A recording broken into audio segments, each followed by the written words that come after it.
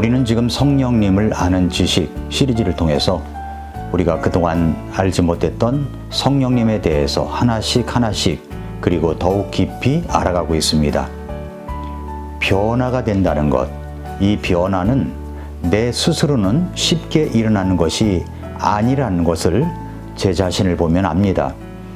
로마서 12장 2절에서도 너희는 이 세상에 동화되지 말고 너희 생각을 새롭게 함으로 변화를 받으라고 했는데, 그 변화는 우리 주님 오실 때까지 계속 일어나야 하는 겁니다. 어떻게 그 변화를 잘 이루어갈 수 있을까요? 다름과 틀림의 차이도 분별하지 못하고 다름이 틀림인 줄 알고 대항하려고 하는 저의 모습을 보면은 이거 어떻게 하면 좋겠느냐라는 생각이 들 때가 있습니다. 다름과 틀림의 차이를 여러분 아십니까? 왜 관계의 충돌이 일어난다고 생각하십니까? 그것은 어쩌면 그 중에 하나가 다름과 틀림의 차이를 분별하지 못하고 대항하기 때문일 수도 있습니다. 자, 틀린 것은 뭐냐면 기준이 명확하게 존재할 때 그 기준이 어긋나는 경우를 의미합니다. 객관적인 사실, 규칙, 법칙, 도덕적 원칙 등에 위배될 때 틀렸다고 말합니다. 옳고 그름이 분명하게 구별되는 경우가 많습니다. 예를 들어서 2 플러스 2 더하기 2는 5다. 그러면 틀린 거죠. 신호등이 빨간불인데 길을 건넌다. 그것은 교통법규를 위반한 것입니다. 틀린 겁니다. 지구는 평평하다. 틀린 겁니다. 그건 과학적 사실이 아닙니다. 자유민주주의 국가에서 전체주의 공산주의 사상을 주입시키고 그렇게 정치를 해나가려고 한다. 그것은 틀린 것입니다. 북한 공산당의 김정은을 찬양하고 주체 사상을 전한다? 자유 대한민국에서는 틀린 것입니다. 이것은 틀린 겁니다. 성경적으로도 틀린 겁니다. 그것은 죄악입니다. 그러나 다른 것이 있죠. 다른 것은 뭐냐면 서로 기준이 다를 때 발생하는 겁니다. 절대적으로 옳고 그름이 아니라 취향, 취미, 관점, 문화, 가치관의 차이에서 비롯되는 겁니다. 주관적인 성격이 강하면서 다양성과 개성이 존중되어야 할 부분입니다. 예를 들어서 누군가는 커피를 좋아합니다. 누군가는 차를 좋아합니다. 이것은 다른 거죠. 개인의 취향이기 때문에.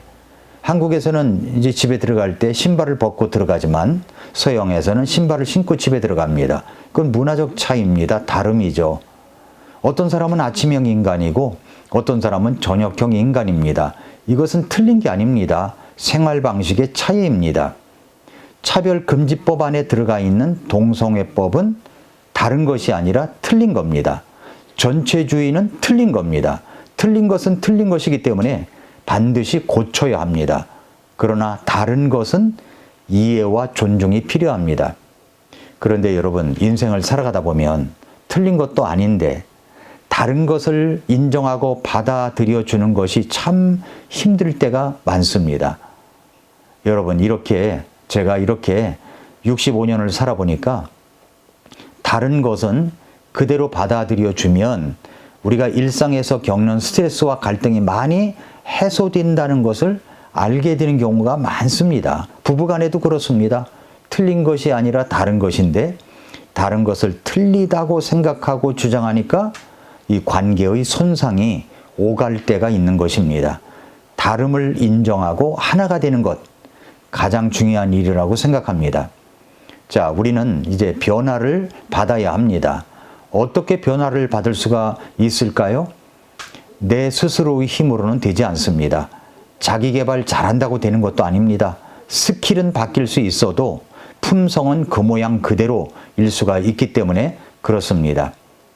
성경 고린도후서 5장 17절 이렇게 말씀합니다. 그러므로 누구든지 그리스도 안에 있으면 그는 새로운 창조물이라.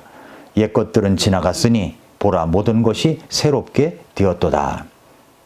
예수 그리스도를 믿고 구원받은 사람은 이전의 삶에서 벗어나서 새로운 창조물로 변화됩니다. 단순히 외적인 변화가 아니라 성령께서 마음의 중심에서부터 완전히 새롭게 하시는 변화입니다. 이 변화는 스스로의 힘으로 이루어지는 것이 아니라 성령의 역사로 가능해집니다. 새로운 창조물이라는 것은 단순히 과거의 잘못을 고치고 새로운 출발을 한다는 의미가 아닙니다. 그것은 근본적인 변화이며 새로운 존재로의 변화입니다. 성경은 우리가 거듭날 때 성령의 사역으로 우리의 영이 새롭게 되고 하나님의 자녀로 다시 태어난다고 말씀합니다. 이것이 바로 새로운 창조물이 된다는 의미입니다.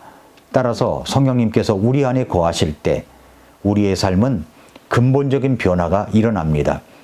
이제는 자신의 옛 본성에 따라 살지 않고 성령의 인도하심에 따라 살아가는 새로운 삶이 시작된 것입니다. 자, 성령으로 변화된 삶의 증거가 있습니다.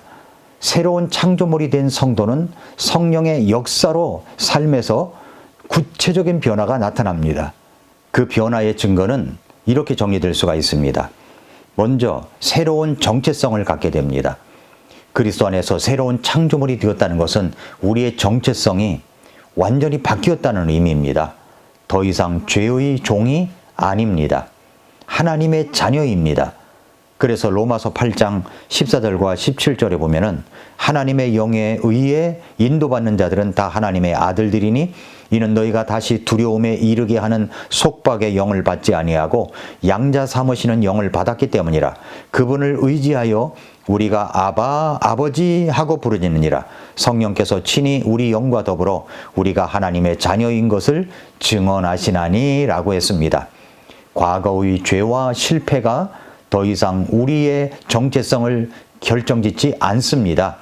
그래서 로마서 6장 6절부터 7절에 우리는 이 사실을 아노라. 즉 우리의 옛사람이 그분과 함께 십자가에 못 박힌 것은 죄의 몸이 멸절되어 이제부터는 우리가 죄를 섬기지 아니하게 하려 함이니 이는 죽은 자가 죄에서 해방되었기 때문이라 라고 했습니다.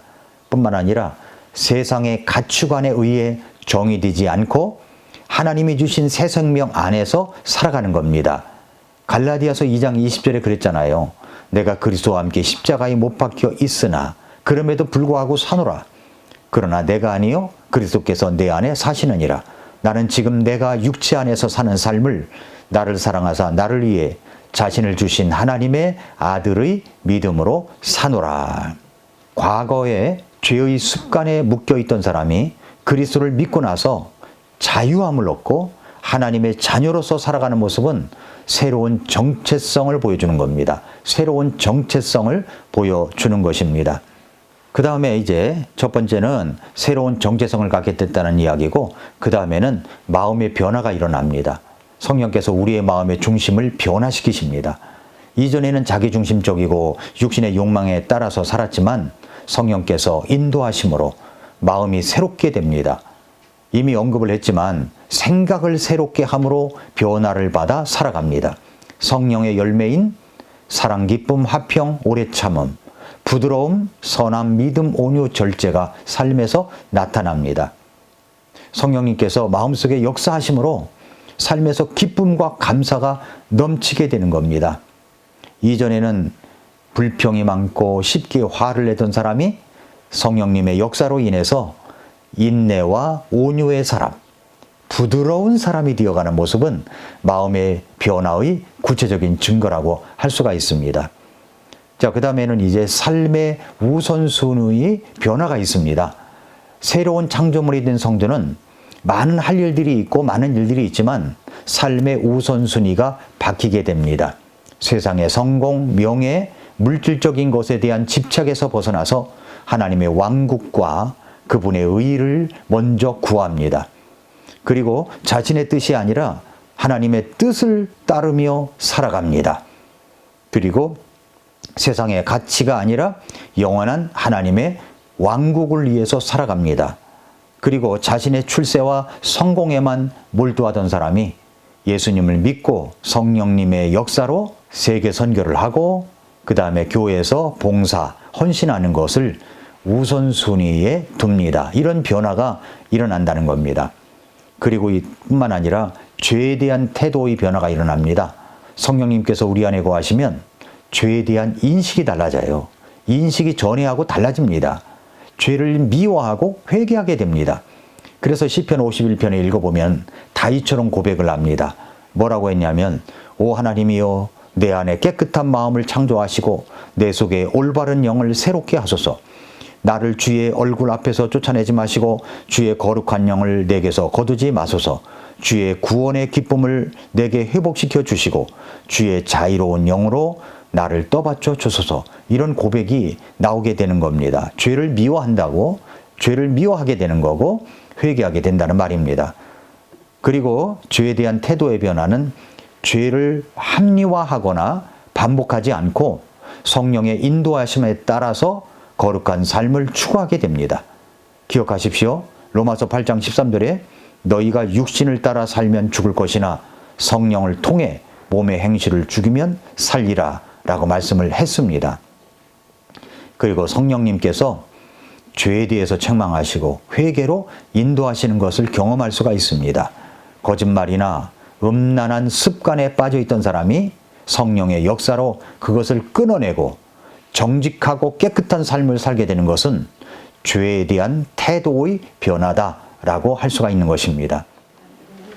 성도 여러분, 성령 안에서 새로운 삶을 살아가십시오. 성경은 우리가 새로운 창조물이 되었음을 확신하라고 말씀합니다. 내가 그리스도와 함께 십자가에 못 박혀 있으나 그럼에도 불구하고 사노라. 그러나 내가 아니요 그리스도께서 내 안에 사시느니라. 우리가 그리스도를 믿고 성령의 인도하심을 받을 때 우리의 삶은 근본적으로 변화됩니다. 성령님께서 주시는 새로운 정체성으로 살아가고 성령님의 열매가 삶에서 맺히고 죄를 멀리하고 하나님의 왕국의 우선순위를 따르는 삶이 새로운 창조물의 증거입니다. 성령님의 인도하심에 순종할 때 우리는 더 이상 옛사람으로 살지 않고 새로운 창조물로서 살아가게 됩니다. 옛사람은 십자가에 못 박히고 이제는 성령님 안에서 거룩하고 의로운 삶을 살게 됩니다. 그러므로 우리는 성령의 인도하심에 따라 날마다 새롭게 되고 하나님이 기뻐하시는 삶을 살아가야 하는 것입니다. 새로운 창조물이 되었다면 이제는 성령님의 인도하심을 따라 주님과 동행하며 새 삶을 살아가야 합니다. 오늘도 미라클 모닝입니다.